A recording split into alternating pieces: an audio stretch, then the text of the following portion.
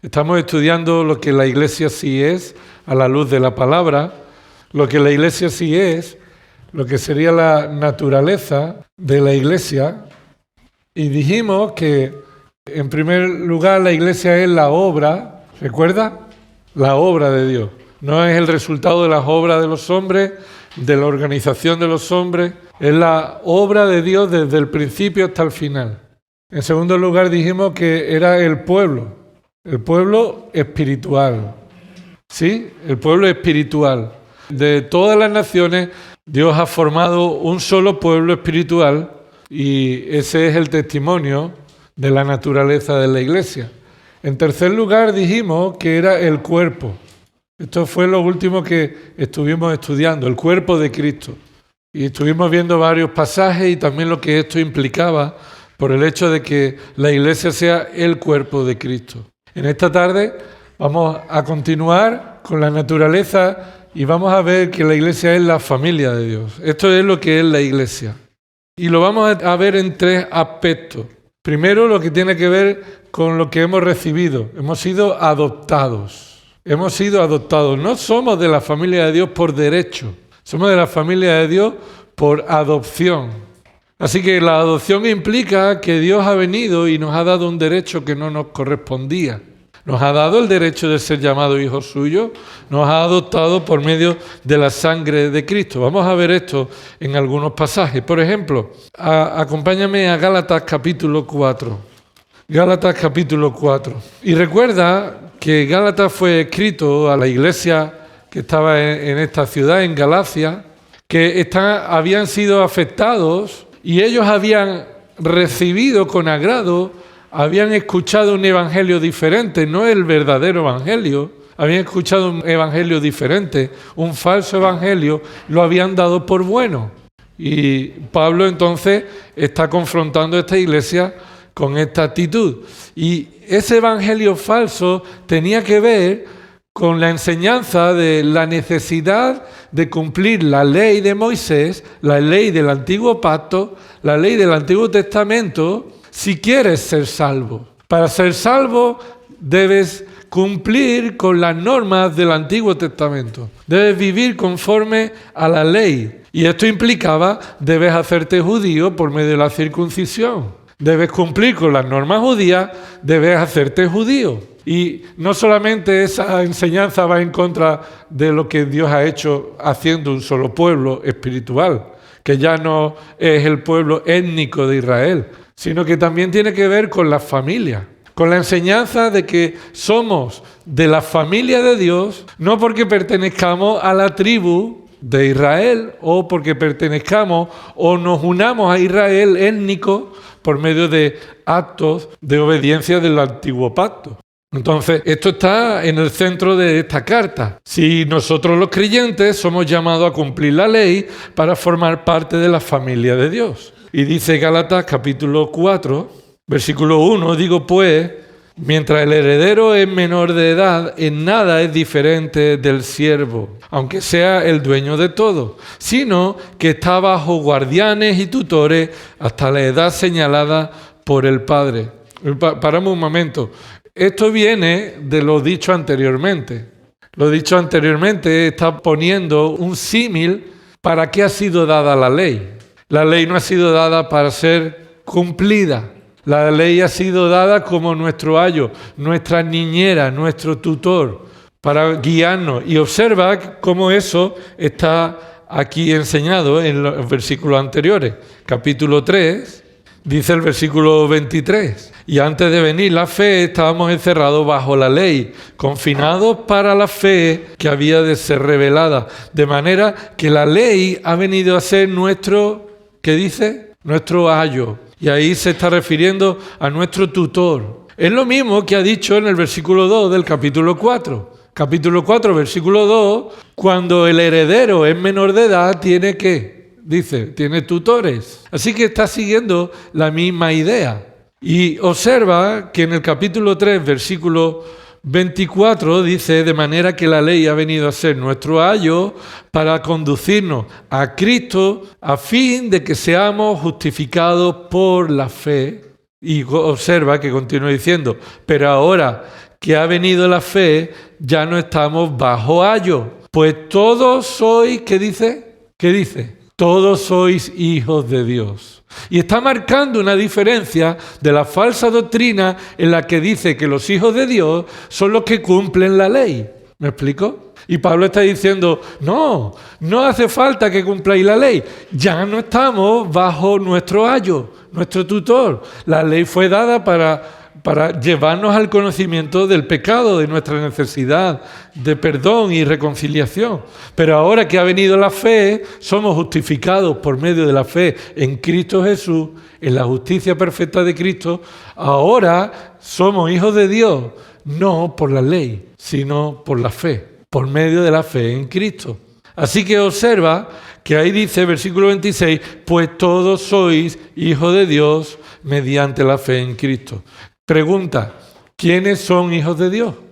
¿Todos los seres humanos del mundo? No, la Biblia nunca enseña que todos los seres humanos son hijos de Dios. Sí enseña que todos somos criaturas de Dios, creación de Dios. Venimos de Él. Él nos ha creado, somos criaturas suyas, todos los seres humanos. Pero solo los que por medio de la fe han sido justificados, la fe en Cristo Jesús, esos son hijos de Dios. Así que, como viene hablando de esta realidad de hijos de Dios, continúa el capítulo 4 con esta idea, que mientras el heredero es menor de edad, en nada es diferente del siervo, aunque sea el dueño de todo, versículo 2, sino que está bajo guardianes y tutores hasta la edad señalada por el Padre. Versículo 3, así también nosotros, mientras éramos niños, estábamos sujetos a servidumbre bajo las cosas elementales del mundo. ¿Y cuál es esta servidumbre? La ley, la servidumbre de la ley, nuestro ayo, quien nos decía qué es lo que debíamos hacer y no queríamos hacerla, quien nos mostraba el camino de nuestra realidad. Pero, dice el versículo 4, cuando vino la plenitud del tiempo, esa plenitud del tiempo significa que Dios tiene cada acto que sucede en la historia, sucede cuando Dios lo ha dicho. Ni antes ni después. Cuando es el momento que Dios ha dicho que suceda algo, sucederá. Y si estamos esperando que sucedan las cosas, no vendrán hasta que Dios lo haya determinado. Por eso Pablo dice, pero cuando vino la plenitud del tiempo, Dios envió a su Hijo. Observa que ese Hijo es en singular y en mayúscula, porque es el Hijo unigénito, el Hijo de todo derecho, el Hijo que es como el Padre. Y Dios envió al Hijo cuando se cumplió el tiempo en su decreto, en el orden de las cosas, nacido de mujer, nacido bajo la ley. No nació en una situación diferente a la nuestra. Él también estaba sujeto al cumplimiento de la ley. Versículo 5, a fin de que, ¿qué significa a fin de que? Significa propósito, con el propósito de. ¿Qué quiere decir? Que lo anterior era necesario y dentro de la voluntad de Dios para que lo siguiente pudiera suceder. ¿Qué es lo anterior? ¿A fin de qué? ¿Qué es lo anterior? Lo anterior es que Dios envió a su Hijo, nacido de mujer, nacido bajo la ley. Esas son las condiciones necesarias, imprescindibles, no obligatorias de Dios. Dios no estaba obligado a enviar a su Hijo, pero Dios por gracia envió a su Hijo. Era su plan. Pero la única forma en que nosotros podemos ser hechos hijos de Dios es que Cristo se hiciera también uno como nosotros. Nacido de mujer, nacido bajo la ley, a fin de que, es decir, con el propósito de, versículo 5, observa, redimiera a los que estaban bajo la ley. Aquellos que estaban bajo la ley, ¿quiénes son? Toda la humanidad. Todos los hombres están bajo la ley. Ven la ley y dicen, yo no cumplo la ley, así que merezco la condena que la ley determina para mí. Así que Él vino para que redimiera, y esto es para comprar, para pagar el precio de nuestra libertad, para que recibiéramos el ¿qué? ¿Qué dice? La adopción de hijos. Esto es fundamental. La iglesia es la familia de Dios, formado por los hijos de Dios que Él ha adoptado. ¿Y cómo es que Dios nos ha adoptado? No había otra manera que enviando a su Hijo, que tenía todos los derechos, para que nacido de mujer, nacido bajo la ley, Él viviera una vida perfecta, Él fuera a la cruz no por sus pecados, sino por los que había de redimir, y entonces Él pudiera redimirnos y entonces nosotros recibiéramos. Observa esa palabra, ese verbo, recibiéramos, para que recibiéramos. La adopción se recibe, no se alcanza. No lo alcanzamos porque nosotros hayamos decidido escoger a Dios.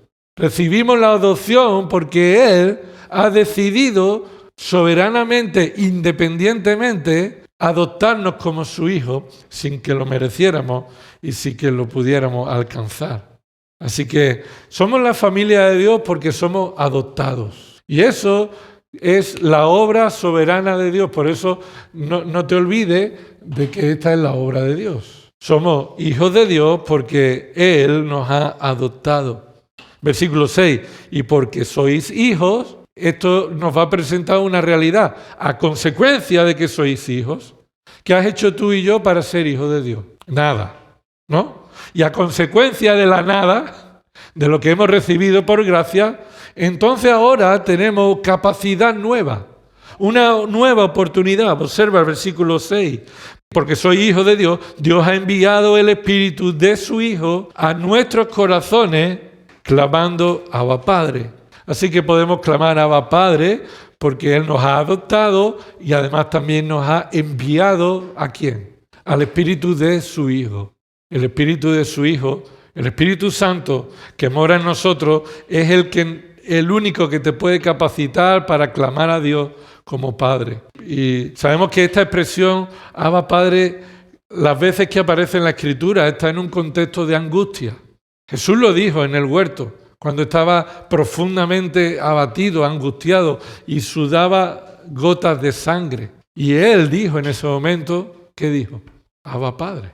Es una expresión, más allá del cariño, más allá de una relación, es una expresión del conocimiento de una relación inseparable en el que cuando tenemos necesidad clamamos a aquel que es el único que puede acudir a nuestra ayuda.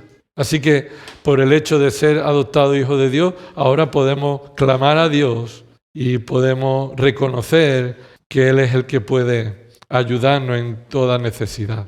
Juan capítulo 1, versículo 12, otro texto que nos ayuda a entender que la iglesia es la familia de Dios y esto sucede no por obra nuestra, sino por la decisión soberana y por la gracia que Dios ha tenido con nosotros al haber enviado a su Hijo y por medio de la obra de Cristo, habernos redimido y por medio de la redención, habernos dado la adopción. El capítulo 1 de Juan, ¿cuál es el propósito que Juan tiene? Movido por el Espíritu Santo. Decir que Cristo, el que estuvo en la tierra, mostró milagros, hizo señales, predicó el Evangelio, Cristo es Dios. Ese es el énfasis de Juan en el Evangelio.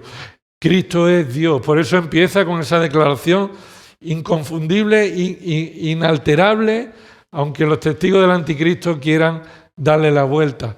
Versículo 1, en el principio existía el verbo, en el principio ya existía el verbo, y el verbo estaba con Dios y el verbo era Dios.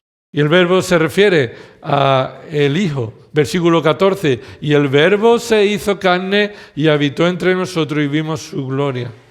Así que el verbo es aquel que se hizo carne, Cristo.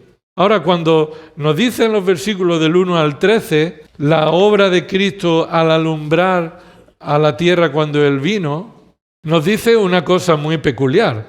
Versículo 9, existía la luz verdadera que al venir al mundo alumbra a todo hombre. En el mundo estaba y el mundo fue hecho por medio de Él y el mundo no le conoció. A lo suyo vino, y ahí en el original ese a lo suyo vino, sobre todo se está enfatizando a su pueblo vino al pueblo de Israel. A lo suyo, de entre todo lo que es suyo, a lo suyo vino, ¿y qué hicieron los suyos? Y los suyos no le recibieron. Empieza Juan contándote el resultado de todo lo que Jesús hizo.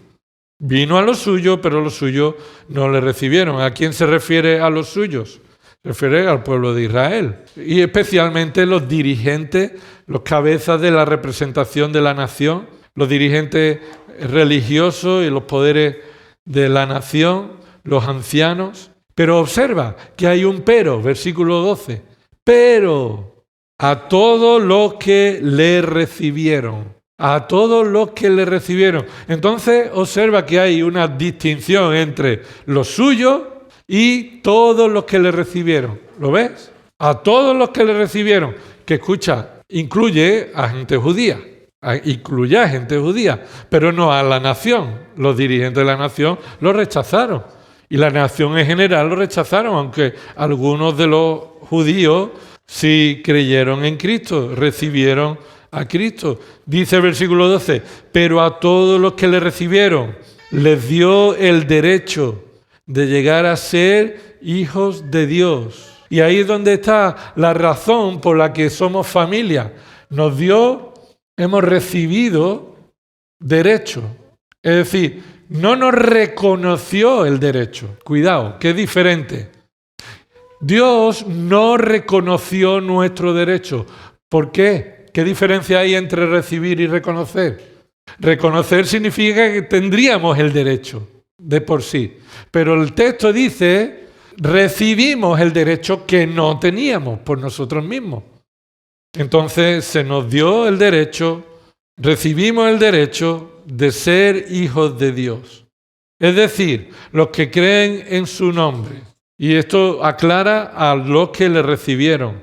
Los que creen en su nombre, ellos recibieron o Dios les dio a ellos el derecho de llegar a ser hijos de Dios.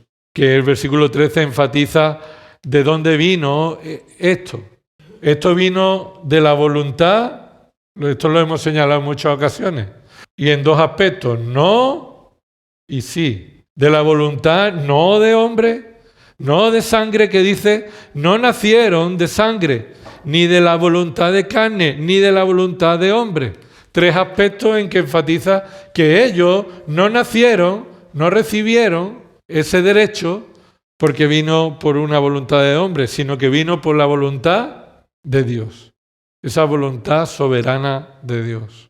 Yo sé que esto no es nuevo, que sabemos que la iglesia es la familia de Dios, que hemos sido adoptados, que somos hijos de Dios, pero como somos tan olvidadizos, siempre es necesario recordar que aquella congregación que se reúne en un lugar concreto, que cada iglesia local que forma el cuerpo de Cristo, que forma parte del pueblo espiritual y es el resultado de la obra de Dios, somos familia y nuestra relación familiar es más fuerte que la carnal. Es imposible que nuestra relación como familia por medio de la sangre de Cristo sea una relación menor o más débil o secundaria de la relación que tenemos con nuestros familiares en la carne. Esto no significa que despreciemos uno al otro. Pero en ocasiones, cuando enfatizan mucho uno, está despreciando el otro. Y si enfatizamos nuestra relación y llevamos a la práctica cómo Dios nos ha hecho parte de la familia de Dios, eso nos va a llevar a amar mejor a nuestra familia de la carne. Amar mejor a la familia de la carne cuando somos conscientes de que nuestra relación con el Señor por medio de Cristo es una relación de una familia de Dios. Y Romanos 8, 16. Lo hemos leído antes que como somos hijos, Dios envió al Espíritu de su Hijo, por el cual podemos clamar Abba Padre. Romanos 8, 16 dice, el Espíritu mismo da testimonio a nuestro espíritu, y se refiere, el Espíritu Santo da testimonio a mi espíritu, al espíritu de los creyentes, y se refiere a todo nuestro ser interior, todo nuestro ser inmaterial, nos da testimonio, nos dice Él de que somos ¿qué? Hijos de Dios. ¿Cómo puedo saber si soy hijo de Dios? El Espíritu Santo es quien da testimonio a tu espíritu. ¿Y cómo lo hace? Por medio de su palabra. Esto no es una voz que se escucha. Esto no es un sentimiento. Es que no me siento hijo. Es que el Espíritu no me da testimonio. Yo no me siento ser hijo. El Espíritu, la forma en la que Él nos convence y nos dice y nos da testimonio de que somos hijos de Dios, es por medio de las verdades de su palabra. por las verdades que Él nos ha revelado. Versículo 17, y si hijo, entonces también heredero, herederos de Dios y coheredero con Cristo, si en verdad padecemos con Él, a fin de que también seamos glorificados con Él. Y si alguien quiere ser hijo de Dios, pero no padecer con Cristo, ¿me explico? Si alguien quiere estar seguro de que es hijo de Dios y entonces espera que una señal sea no padecer con Cristo, por el testimonio de Cristo, entonces no está siendo guiado por el Espíritu de Cristo. Está estableciendo su expectativa humana, pecaminosa, como un modelo de ser hijo de Dios. Yo esto lo escuchaba en muchas ocasiones y cuando era joven escuchaba a gente que decía, es que un hijo de Dios, un hijo de un rey no puede ir con un 600, tiene que llevar un Mercedes. Tomaban esa idea de ser hijo de Dios como la excusa para llevarnos a la avaricia, el egoísmo, algo que la Biblia no te enseña. ¿Cómo el Espíritu Santo me convence de que soy hijo de Dios? Cuando leo, versículo 17, que por ser hijo de Dios, padezco por Él. Y entonces el Espíritu Santo me hace aceptar esta realidad, me hace creer esta realidad y vivir contento, gozoso en medio del sufrimiento. Soy hijo de Dios cuando en medio del sufrimiento su palabra me consuela y sé que los sufrimientos que han de venir forman parte de la realidad de ser hijo de Dios en un mundo enemigo de Dios. Es propio, es así. Hemos dicho que el hecho de ser la familia de Dios implica que hemos sido adoptados por la sangre de Cristo. En segundo lugar, esto implica que vivimos en la casa de Dios. Esto a lo mejor podríamos separarlo. La naturaleza de la iglesia sería ser la casa de Dios, podría ser, pero lo hemos metido aquí en la familia de Dios. Porque mira lo que dice Primera de Timoteo, capítulo 3. Primera de Timoteo, capítulo 3, ya estudiamos este texto en su día, en nuestro estudio de esta carta, y ahí en el párrafo del versículo 14 hasta el 16, donde se muestra el propósito de esta carta, hay una declaración que no puede ser pasada por alto. Versículo 14. Te escribo estas cosas, Pablo, a Timoteo, dice, esperando ir a ti pronto. Pero en caso que me tarde, no es malo que Pablo venga donde está Timoteo y ambos se consuelen y se animen, se fortalezcan, pero no es imprescindible la presencia de Pablo. Versículo 14. Lo que sí es imprescindible es que si Pablo se tarda, te escribo para que sepas. Y esta es la suficiencia de la palabra. La palabra de Dios es suficiente para saber. ¿Y qué debemos saber? Dice Pablo, debes saber cómo debe conducirse uno, es decir, debes saber cómo debe uno andar, cómo debe uno actuar, en base a qué debemos tomar las decisiones. ¿Dónde? ¿Qué dice ahí tu Biblia? La casa de Dios. ¿Es el templo la casa de Dios? ¿Es el edificio la casa de Dios? ¿Qué es la casa de Dios? La casa de Dios lo dice ahí, que es la iglesia del Dios vivo. La palabra lo dice claro. La iglesia es la casa de Dios. ¿Por qué? Porque quien habita ahí son aquellos que han sido adoptados por la sangre de Cristo. Ahora han recibido el derecho de entrar en su casa, en la casa de su Padre. Hay muchas parábolas o algunas parábolas en los evangelios donde Jesús está expresando la relación verdadera con Dios, el Padre, de salvación o perdición por medio de si entras en su casa o te quedas fuera de su casa. ¿Recuerdas alguna parábola de esa? Y entonces el dueño de la casa cierra la puerta y los que estaban fuera dicen, oye, ábrenos que queremos entrar. Y no os conozco. Estáis ahí, ese es vuestro sitio. Los únicos que entran en la casa de Dios, ¿quiénes son? Los creyentes que han sido redimidos y adoptados por medio de la sangre de Cristo y por medio de la fe en Cristo únicamente han recibido esta realidad, esta relación. Por eso la iglesia es la casa de Dios. Y tenemos que recordar, no significa estas paredes, la casa de Dios. La relación que tenemos todos los creyentes que nos reunimos aquí. Todos los que formamos parte de una congregación local, tenemos una relación espiritual en la que nos regimos por las normas de nuestro Padre, representamos a nuestro Padre allá donde vamos, vivimos en comunión en una misma casa, en una misma relación.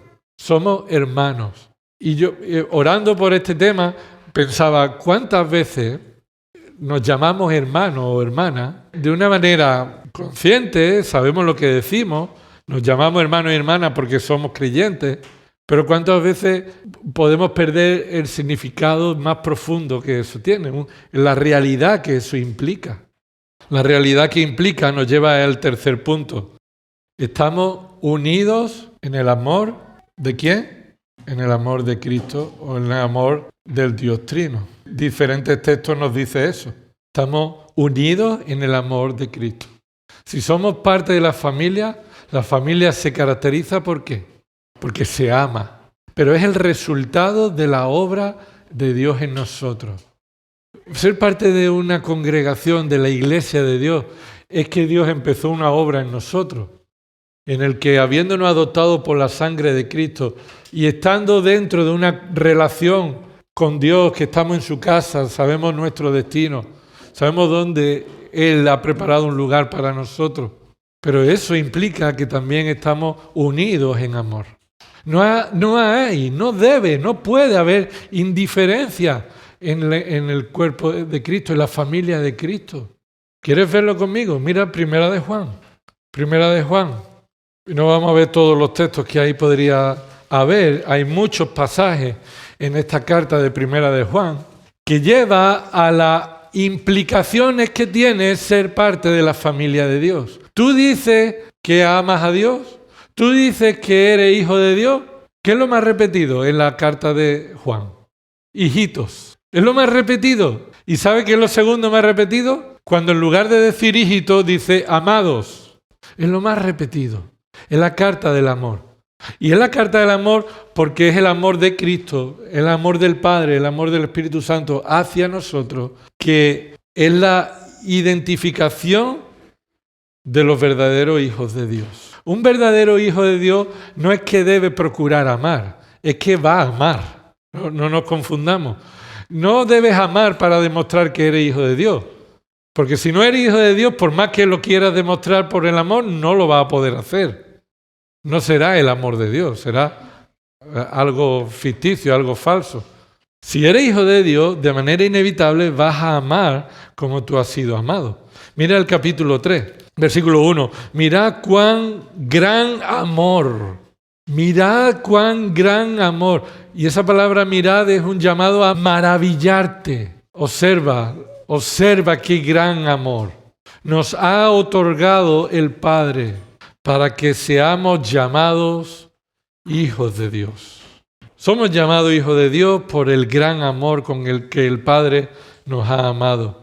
Y dice el versículo 1, y eso somos, con toda seguridad. Todos los creyentes son hijos de Dios, no pone duda ninguna. Por esto el mundo no nos conoce porque no le conoció a Él. Continúa diciendo el versículo 2, amados, ahora somos hijos de Dios y aún no se ha manifestado lo que habremos de ser. Y esa es la lucha en la que el creyente vive. Yo soy hijo de Dios y sé que debo vivir como un hijo de Dios, pero todavía no se puede manifestar en mi vida de manera perfecta y completa un testimonio de hijo de Dios como Cristo. Por eso tú y yo seguimos pecando y no tenemos permiso para pecar, sino que tenemos la gracia de Dios que nos cubre para perdonarnos nuestros pecados a medida que estamos creciendo en nuestro testimonio de ser hijo de Dios. Pero dice el versículo 2, pero sabemos que cuando Él se manifieste, ¿qué dice? Seremos semejantes a Él porque le veremos como Él es. Entonces, ¿somos hijos de Dios? Sí. ¿Estamos manifestando perfectamente que somos hijos de Dios? No, todavía no se ha manifestado lo que somos de manera perfecta. ¿Pero qué esperanza tenemos? Tenemos la esperanza de que cuando Cristo se manifieste, nosotros entonces seremos semejantes a Él. No dice seremos como Él, no dice seremos igual a Él, dice seremos semejantes a Él. Nunca seremos como Cristo, porque eso implicaría ser Dios. No, seremos como Cristo en su humanidad perfecta, libre de pecado y en obediencia completa. Y esta es la esperanza que tenemos puesta en Él. Y continúa más adelante hablando sobre esta realidad. Versículo 9. Ninguno que es nacido de Dios. ¿Quiénes son los nacidos de Dios? Lo hemos leído en el capítulo 1 el capítulo 1 de Juan, versículo 12, versículo 13. Los nacidos de Dios son los hijos de Dios, los creyentes. Entonces, ninguno que es nacido de Dios practica el pecado, porque la simiente de Dios permanece en él y no puede pecar porque es nacido de Dios. Y recuerda que esto no es una declaración absoluta en el sentido de que en el momento que pecas, entonces ya no eres hijo de Dios. No, el contexto lo acaba de decir. No somos todavía lo que se debe manifestar que somos hijos de Dios. Pero lo que aquí está diciendo, el que practica el pecado, el que peca sin remordimiento, sin problema, el que peca a mano alzada, como dice en el Antiguo Testamento. El que peca diciendo es hijo de Dios, pero peca y no se arrepiente, ese no es nacido de Dios. Porque el que es de la simiente de Dios no puede pecar porque es nacido de Dios. Versículo 10. En esto se reconocen los hijos de Dios y los hijos del diablo. Todo aquel que no practica la justicia no es de Dios.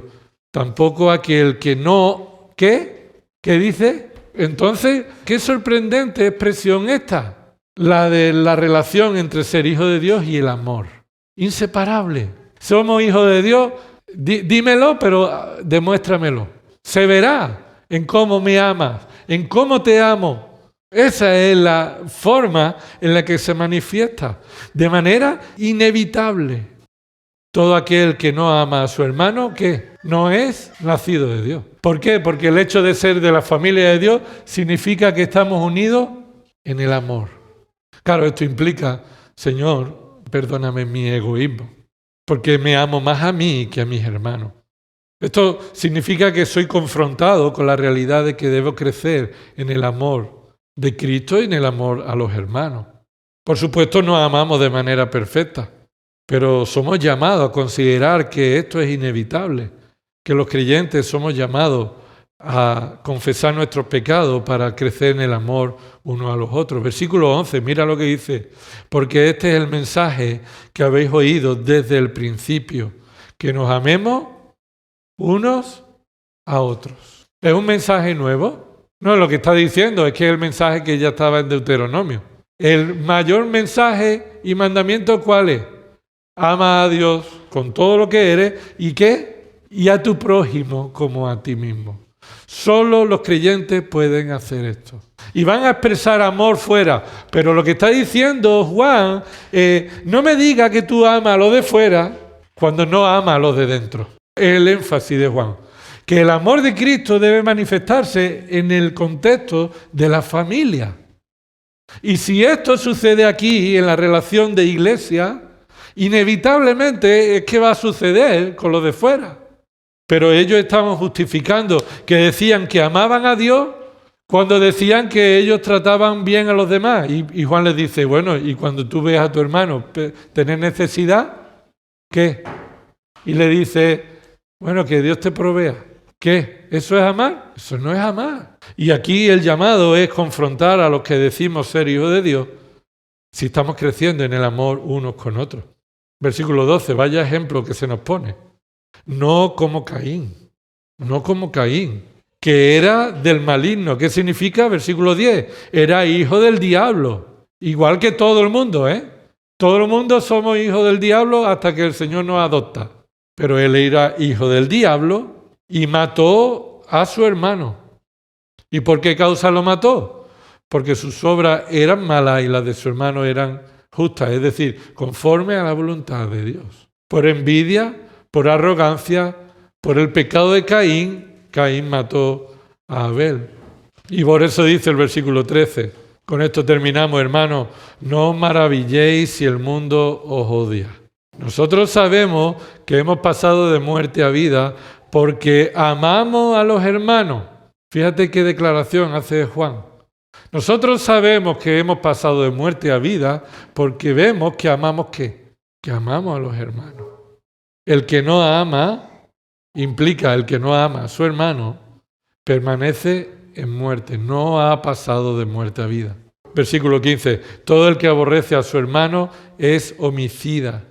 Y vosotros sabéis que ningún homicida tiene vida eterna permanente en él. En esto conocemos el amor, en que Él puso su vida por nosotros. También nosotros debemos poner nuestra vida por Cristo. ¿No? ¿Qué dice tu Biblia? Por los hermanos. Por los hermanos. Amar al hermano es poner tu vida en el lugar suyo. Poner sus preferencias delante de ti antes que las tuyas. Estar dispuesto a morir por Él si llega el momento. Que desde el mismo modo que Cristo puso su vida por nosotros, también debemos poner nuestras vidas por los hermanos. Versículo 17. Pero el que tiene bienes de este mundo. ¿Quién le ha dado bienes de este mundo a ese? ¿Quién le ha dado bienes de este mundo a ese que dice el versículo 17? Bueno, se la ha currado, ¿no? Se la ha trabajado. ¿No? La Biblia enseña que todos los bienes que tenemos, aunque sean resultado de nuestro trabajo, viene de Dios. Entonces, a alguien que tiene bienes de este mundo y ve a su hermano en necesidad y cierra su corazón contra él, esto es egoísta, no quiere darle y compartir de lo que Dios le ha dado a él, ¿cómo puede morar el amor de Dios en él? Respuesta, imposible. No mora el amor de Dios en él. Así que, hermano, la iglesia es la familia de Dios y se muestra en la forma en la que nos amamos. Y yo soy el primero que reconozco delante del Señor y debemos reconocer que debemos crecer en dependencia suya para amarnos cada vez más. De una manera sincera. Mira el versículo 18. Hijos, no amemos de palabra ni de lengua, sino de hecho y en verdad. No que sea algo que digo te amo o digo yo amo a mis hermanos, sino algo que se demuestra en hecho, que es una realidad, una verdad. Si quieres saber más, hay muchos más versículos en Primera de Juan para ver la relación entre ser hijo de Dios y amarnos unos a otros. Vamos a orar. Señor, gracias por hacernos parte de tu familia. Señor, gracias porque es la mejor familia en la que podemos estar. Y Señor, gracias porque no teníamos derecho, ni capacidad, ni oportunidad, ni nosotros deseábamos formar parte de tu familia. Éramos enemigos tuyos, éramos hijos de Satanás. Señor, pero tú has tenido misericordia. Tú nos has dado la redención por medio de Cristo. Y después de haber sido redimidos, tú nos has dado el derecho de ser llamados hijos de Dios. Nos has adoptado como hijos tuyos. No estamos abandonados, no estamos huérfanos. Aunque mi padre y mi madre me dejara con todo, el Señor estará conmigo. Esa fue la palabra que se nos ha revelado, Señor, por tu Espíritu. Nuestra relación, Señor, contigo también afecta nuestra relación con los hermanos. Señor, haz que vivamos vidas de testimonio, de verdaderos hijos tuyos, en la forma en la que nos amamos, Señor. Así conocerán que somos discípulos de Cristo, en la forma en la que nos amemos unos a otros. Señor, perdona cuando esto nos sucede, cuando nos amamos a nosotros mismos antes que a los demás, cuando actuamos con egoísmo, cuando actuamos con envidia, con engaño. Señor, produce en nosotros el fruto de tu Espíritu. Ayúdanos, Señor, a preferir el bien de los demás, de los hermanos, sacrificadamente antes que el nuestro. Que ese sea nuestro interés, Señor. Amar a nuestros hermanos, amarte a ti, Señor, con el amor que tú nos has amado. Gracias por tu palabra y sigue obrando en nuestras vidas para honrarte como merece ser, como nuestro Padre, como aquellos que vivimos en tu casa. En el nombre de Jesús. Amén.